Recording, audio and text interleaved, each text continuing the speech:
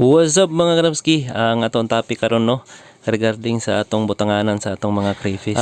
Bali advisable gid kung ang imong butanganan dako kung daghan labi ng daghan ang imong crayfish. Kay ngani ang makita ko, kita ninyo nag-away-away sila. Dako-dako na ganina akong butangan pero away-away paghapon sila. So importante gyud kayo na daghan ta og ibutang na hide nila parihaan ang mga PVC nga giputol kanang orange o kanang blue. Bali PVC na siya gipang putol para diha sila mo tago. Kay kung gamay lang magud ang butanganan, possible kayo na magpatayan sila. So mas maayo kung dako kayo imong mabutangan kay makadagan sila. Kung halimbawa mag-away sila nga ana kung mapildi sila makadagan sila. Kay kung pitsido so mabuli man, so na tendency nga mapatay nila ang ilang kaaway. So kung dako-dako nya daghan kataguan, mas maayo advisable gid. Dili man galing mo-provide na to ang dako nga area no, much better na magbutang na lang og hide nila kanang mga PVC mga pinutol.